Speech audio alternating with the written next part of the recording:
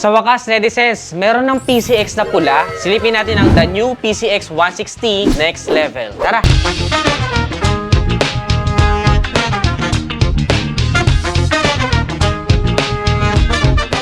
Kung nakasubaybay ko yung netizens sa page ko, ay alam nyo na napakabenta talaga ng mga kulay pulang variants na mga nire-review natin. Andiyan yung Aerox na pula, Airblade na pula, ADV na pula, Honda Click na pula, at marami pang iba. Sobrang wishful talaga yung mga PCX lovers natin na netizens yan na sana magkaroon din ng PCX na pula. At ito na nga tinupad na ni Honda ang ating hiling. Fresh na nakita natin doon sa launch ng Honda Beat sa market.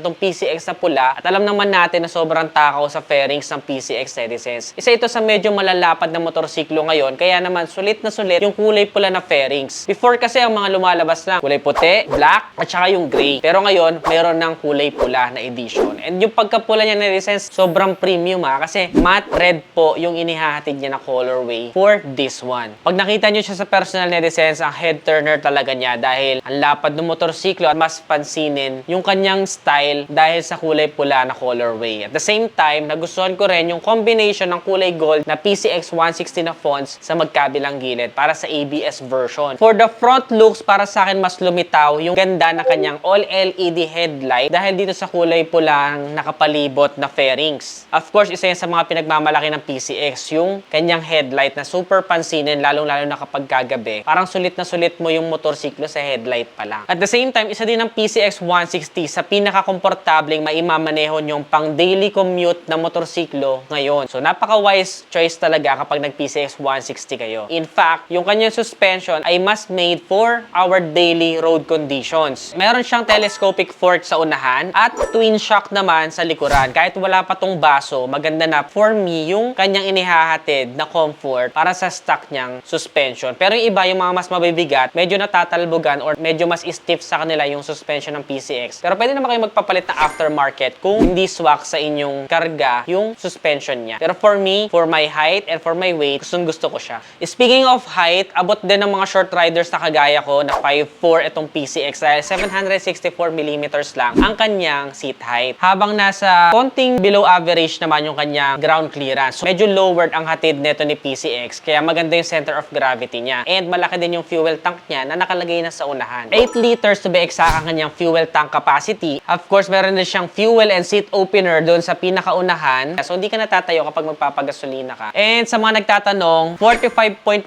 kilometers per liter naman ang kanyang average fuel consumption ayon sa WMTC. Pasok na siya netizens and honest to goodness consumption na yun for a 160cc scooter. To be exact, meron itong engine na 4-stroke, 4 valves, single overhead cam, single cylinder na merong liquid cooled kaya kahit mahabang biyahe, walang problema sa overheat, and meron pa siyang ESP+.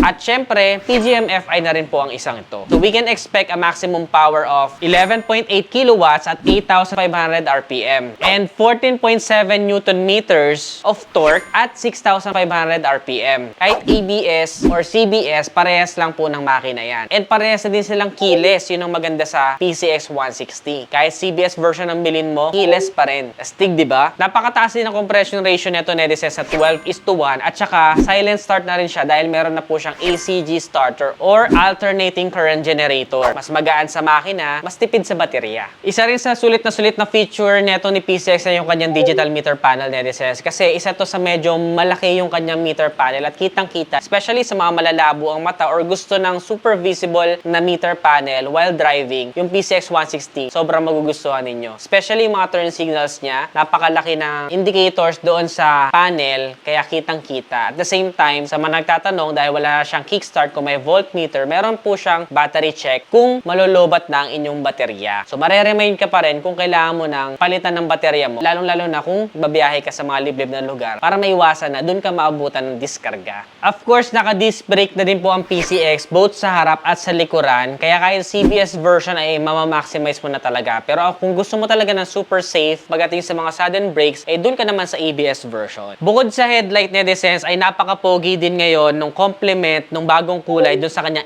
X-shaped na taillight. Isa rin sa maganda maganda sa kanya ay full assembly na siya at very visible din ito sa gabi. Lalong-lalo na meron pa siyang plate light and reflector sa kanyang rear fender. Ang maganda rin dito sa PCX 160 Nedicens ay parang may built-in na siya na tire hugger, kaya neat yung design niya at hindi tatalsik kung saan yung mga dumi, lalong-lalo na kapag dumaan tayo sa mga medyo may baha-baha konting lugar. Medyo chunky rin yung kanyang pinaka-muffler at maganda ay meron din siyang aluminum na end cap, kaya super sporty ng dating nito. On the side profile Nedicens, dito mo makikita yung pagkapogi ng red na colorway. Mas lumitaw yung mga shape and lines niya at hindi na siya nagmukhang super plain and simple lang na motorsiklo. Mas naging aggressive siya para sa kulay red na colorway. Ang maganda rin kasi sa PCX Nedicens, may cruising style pa siya dun sa kanyang pinaka-seating position. Kaya kapag nangangalay ka na, pwede kang mag-stretching ng konti ng iyong paa. Check, meron man akong points for improvement. Sana yung tapakan ng pillion ride ay ginawa na rin sana nilang red para mas slick na yung datingan na parang kasama siya sa assembly ng gilid na fairings. Kaya lang, kulay silver pa rin ito. Pero at least na itutupi mo pa rin siya at pag tinupi mo ay parang part siya ng assembly. Pero mas mag-camouflage siya doon or magbe-blend kung kulay red din yung pinaka pillion ride step. Pero isa sa maganda sa kanya ay yung kanyang pinaka grab bar for our pillion ride. Gusto ko tong isang piece na nakakabit sa likuran para may kapitan yung angkas natin na nakakulay red din na paint. And of course, dyan din natin ilalagay yung mga top box natin kung magpapakabit tayo. Pero halos hindi mo nakakailangan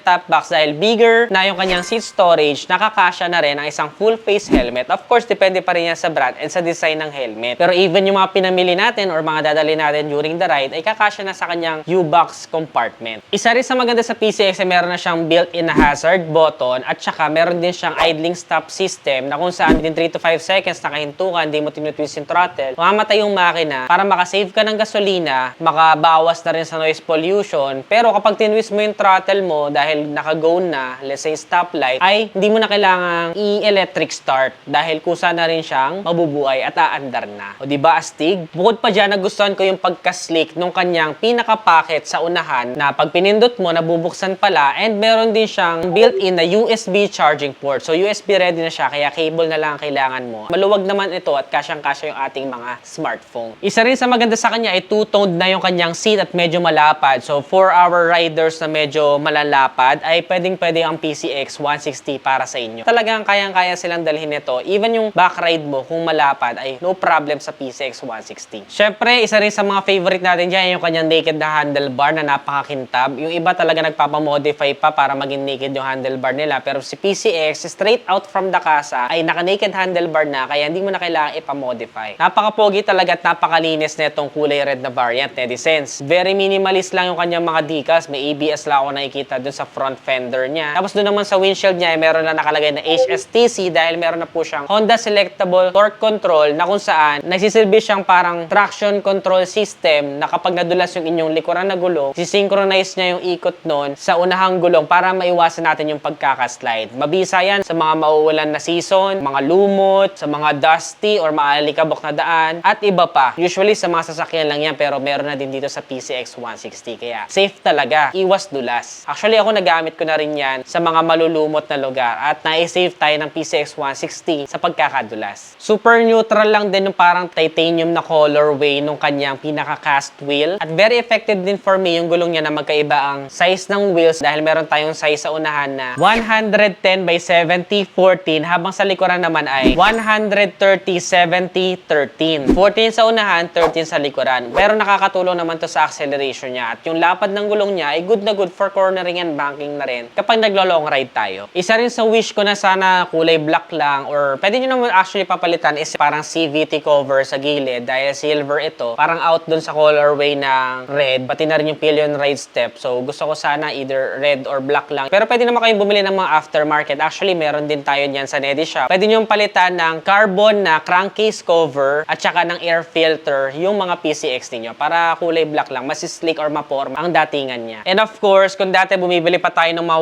160 na emblem, ngayon ay doon sa PCX niya, may nakadugtong na siya ng 160. Parang yung mga aftermarket na binibili natin. And dahil gold din ito, halata mo talagang stock to stock na siya na genuine Honda yung quality. Astig, di ba? Para malaman ng tao kasi meron pa rin mga 150 PCX ngayon sa kalsada. At ang maganda doon, Nedicens, available siya sa lahat ng kulay ng mga bagong PCX 160 na nilabas ngayon. At speaking of kulay, para sa ABS version ng mga available colors ay itong matte solar red metallic, meron din yung matte gunpowder black metallic, tapos pearl fadeless white, At para naman sa CBS version, Asteroid Black Metallic at saka yung Pearl Fadeless White. Alin sa mga colors na to ang favorite ko, netizens? Comment nyo nga sa ibaba. For me, yung red talaga yung nagustuhan ko. Nagustuhan nyo ba ang bagong PCX 160, netizens? Magkano nga ba ang presyo niya ngayon? Ito ay merong SRP na 149,900 pesos. Para sa akin, sulit na yon para dito sa bagong colorway dahil napakaganda ng matte red sa PCX. Tapos, kompleto pa siya sa mga safety features kagaya ng HSTC, ABS, and fully digital na meter panel. Tapos may power socket pa na USB ready na. Halos lahat ng specs and features ay talagang kinuha na itong PCX 160. Kaya sulit ang PCX for me at goodbye talaga ito. By the way, sa mga nagtatanong, netizens, ito palang suot ko na para clothing ay available din sa aming Nedi Shop. Search nyo lang sa Shopee Nedi Shop or ilalagay ko dyan sa comment section. Ano pang mga ibang motorsiklo ang gusto nyo mapanood next vlog, netizens? Comment nyo nga sa ibaba. Kung nagustuhan nyo to, don't forget to give this video a thumbs up, subscribe. Again, this is Adriano. Always keep it cool and ride safe always.